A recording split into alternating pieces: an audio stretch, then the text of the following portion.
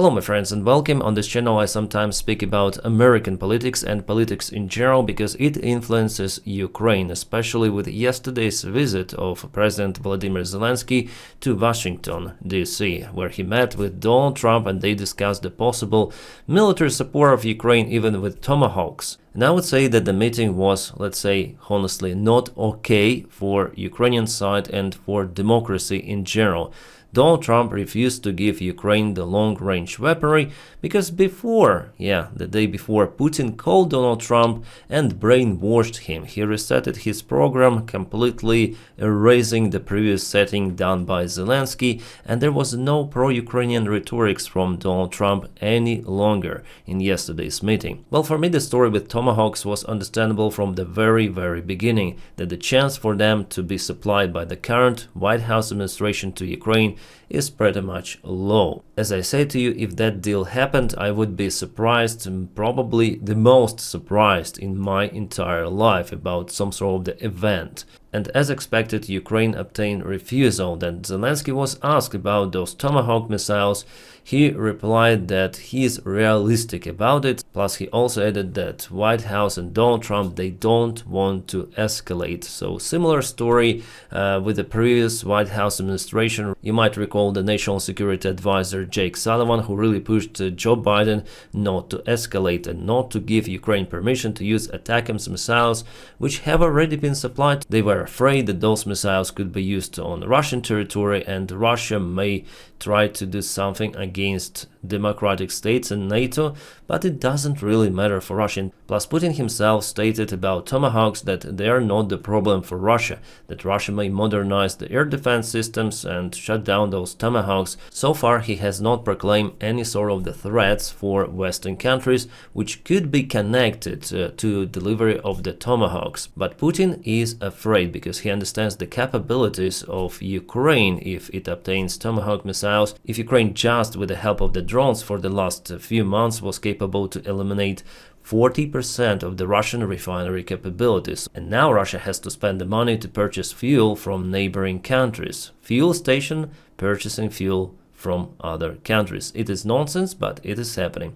Well, here guys, I said something about the previous White House administration, some negative things, with those permissions, but in general there was way bigger support of Ukraine, also direct military help compared to Donald Trump's administration. It is all understandable. Donald Trump just wants to finish this war in any possible sort of the way. The occupation of Ukraine is one of those acceptable ways for Donald Trump. He just wants to stop killing, at least till the end of his presidency term. He doesn't accept Ukraine as an ally. But for Joe Biden, Ukraine was a fellow friendly state. What we have right now is totally upside down, and what Donald Trump is doing, he is now supporting Russia mostly. I mean, not directly with some sort of the financial or military support, but there are no sanctions applied on Russia, plus the long-range weapons delivery was cancelled for now. And also Donald Trump just follows Putin demands every time. There were already multiple of the cases that Donald Trump escalated towards Russia, but each time there was either Witkov's visit to Moscow or Putin calls to Donald Trump, and after it, the program reset. Donald Trump is turning to the other side. Donny cannot stick to a single vector, and it really shows his incompetence.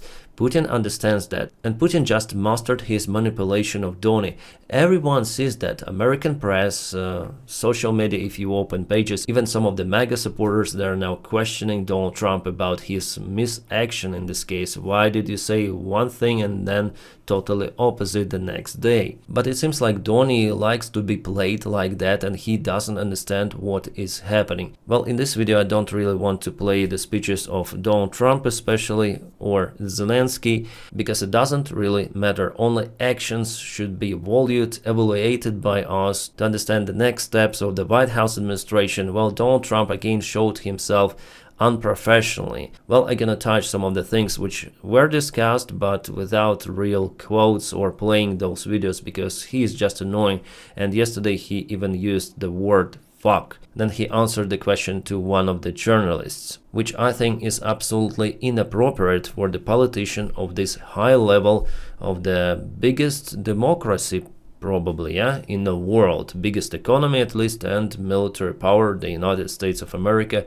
Beautiful country, but yeah, people elected this leader, which is not helping democracy to withstand the threats coming from autocracies. What I may quote here is just his Truth Social post, because it shows how delusional Donald Trump really is. He posted that after the meeting with Zelensky. The meeting with President Volodymyr Zelensky of Ukraine was very interesting and cordial, but I told him, as I likewise strongly suggested to President Putin, that it is time to stop the killing and make a deal. Enough blood has been shed, with property lines being defined by war and guts. They should stop where they are. Let both claim victory. Let history decide. No more shooting, no more deaths, no more vast and unsustainable sums of money spent.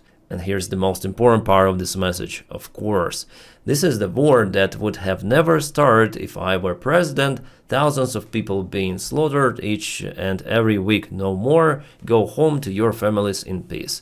And just for you to understand how delusional this message really is, if Ukraine stops killing, stop fighting, in this case, yeah, he just says stop killing. It means that Russia would just penetrate Ukrainian defense lines and occupy Ukraine. So Ukraine has to defend itself. It's not that Ukraine is an aggressive country. No, Ukraine is being attacked and it has the right to defend its own territory. Russia is attacking. If you check out the military map from the yesterday's analysis, you may see the Russian convoys and Russian vehicles which are attacking Ukrainian positions in Shakhova. Ukraine here is defending the territory, trying to return it back. Ukraine is not acting on territory of Russia any longer with its army. Russia acts on territory of Ukraine, trying to occupy it. Not just those regions which Russia put in their constitution illegally, but also Russia attacks in Dnipropetrovsk Oblast, Kharkiv and Sumy regions. It means that Russia has the broader ambitions than just those 4 regions of Ukraine and Crimea.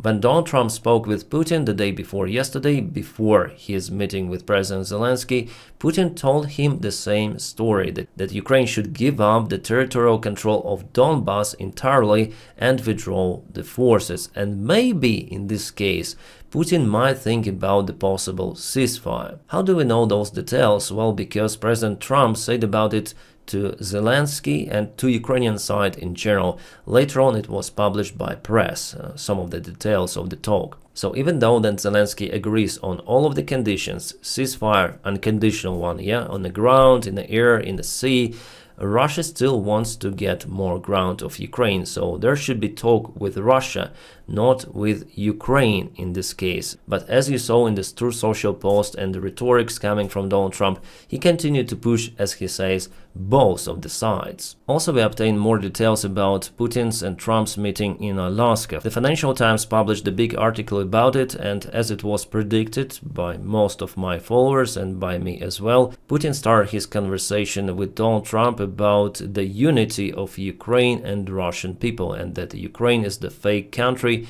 He even started from the 9th century, a Rurik dynasty that controlled Rus by the time, Kievskaya Rus, yeah, and also baptizing of Rus and so on. So he started from this madness. Putin is a madman, yes. He lives in his own informational, historical and mental bubble. What we saw in a Tucker Carlson interview back in 2023, as far as I remember, exactly the same narratives Putin started to tell to Donald Trump. An American delegation, it was shocked about that stuff, and Trump even wanted to finish the meeting right away, but they were capable to put it into the different streams, so there was some sort of the confrontation. That's why the vast part of the meeting, after all, including dinner, was cancelled. And Donald Trump, they're planning, as you know already, their next meeting in Budapest. Well, for now it's just a project. It's not yet been coordinated stated officially, but probably it might happen. Whether Zelensky could be presented on this meeting, I'm sure that Putin will not agree on this meeting if Zelensky is presented there. So there could be a personal meeting between Donald Trump and Putin, and maybe also Orban. Yeah, some people say that it's impossible for Putin to get to Budapest, but for that level of meeting, they're gonna release temporary restrictions on the Russian airplanes and also on Putin himself, because Donny wants it to happen. We see that everyone, Europeans, Ukrainians, Russians, they play with Donny, trying to say how good he really is. Yesterday I got the comments, oh, Zelensky bowed in front of Donald Trump. He didn't bow, he was just pleasant with Donny. That's the strategy of Zelensky, because he doesn't care really about Donny's personality. He wants to obtain the military support for Ukraine, those Tomahawk missiles and something else, like it was with the previous president, direct military support from the United States. It is must-have for Ukraine if you speak about defense, because Europeans, they cannot purchase everything needed for Ukraine. That's why everyone sugarcoats Donald Trump. Europeans, because they need American support in case Russia attacks NATO, and it potentially could be. Many of the European officials and intelligence chiefs, they say about this possible scenario till 2029, till 2030, some say next year, but it could really happen. That's why, yes, Zelensky has to say good things for Donald Trump. As you might remember, they already argued before in Oval Office, and that ruined relations for extensive period of time. So Zelensky actually follows good strategy in this case to speak with that orange idiot. Yes, I may call Donald Trump names because here I tell the things as they are, but I'm not Ukrainian official, so really not at that level even close. Plus, I want to point out my personal opinion on this topic, and I guess the most part of my audience, you agree with me. So what's gonna happen next? Well, Russia will not finish this war. It is already understandable. Russia wants to occupy more Ukrainian territories, and they want to use the meeting with Donald Trump to propel their narratives, to cause Ukraine to surrender territories voluntarily. Those territories which Russia cannot take, even using lots of the military convoy mid-wave attacks. Yeah, basically it's not possible for Russia, even in a close-by perspective, to occupy vast regions of Slavyansk, Kramatorsk, Konstantinivka. Even for Pokrovsk they are fighting for more than a year already, with just partial success, having all those crazy losses. And for Russia, it cannot continue for such extensive period of time. Despite their size, economy, Russia will have to announce a new mobilization in this case. So Putin tries to avoid it, actually, to proclaim it openly. That's why Donald Trump, for him, is this diplomatic weaponry. And Putin uses it very, very effectively, because it's very easy to play Donald Trump, especially for Putin, with this KGB FSB experience that he applies on incompetent real estate scammer who bankrupted his own businesses and now wants to bankrupt the United States of America. But for Ukraine, the task is the same: to defend itself against the Russian aggression. With Trump's support or without it, there's basically no other choice. Occupation or continue the fight. Those are just the two variants which Ukraine now has, unfortunately. And without American support, if Donald Trump would just exit every sort of the help for Ukraine, well, in this case, Russia would gain more territories and Ukraine will not have enough tools to repel Russian airstrikes. So what Donald Trump could do is just to cause way more losses for Ukrainians, that's it. And partially he's doing it even now, not agreeing on supplies all of the possible weapons, including Tomahawk missiles. Well, if there is a meeting in Budapest, I expect it to fail almost the same way as it failed in Anchorage, Alaska, because Putin's demands are just not acceptable. First of all, for Ukraine, but America, with Donald Trump, they want to make with Russia deal. Business as usual. That's why they discussed even a tunnel between Chukotka, Russia, and Alaska, United States of America. I mean, seriously, they discussed it. Donald Trump said about it yesterday in a meeting, and he also asked President Zelensky whether he's okay with this idea. Well, Zelensky said, of course not. This proposal was done by Dmitriev actually half a year ago. It became public just 3 days ago, but before they already spoke about this one. And Dmitriev also proposed Elon Musk to finance this construction. Kind of the good supply line for the Russian army. They already mastered those tunnel missions, yeah? Or a tube operation as they call them. And by the way, in Chukotka, Russia, This place is mostly inhabited. I know what they want to connect here, but the infrastructure inside this Russian region, it is just absent. It is not even close to Alaska. This comes from Kirill Dmitriev, who is in charge actually of those negotiations between United States and Russia, economical negotiations to build business, to forget about what is happening in Ukraine. By the way, at the meeting, Pete Hegseth wore the Russian tie. Why is it a Russian tie? Well, because it's called a Russian tie. Russia plain flag tie 2232. He decided to wear it on that meeting. And Zelensky was sitting just in front on the other side of the table. Yeah, just my thoughts on what is happening around, and still I'm positive because Russia has no other choice but to collapse like every empire of that type. This end is absolutely imminent, but unfortunately for that it might take lots of the time. I mean years and years. Especially then Russia is not being pushed really hard by democracies and mostly pushed by Ukraine itself. So glory to Ukraine. My friends, if you want to support the job that I do here, you may follow me on Patreon, the link for it in the video description just below, or support me on membership of this YouTube channel. Thank you guys for making this content possible.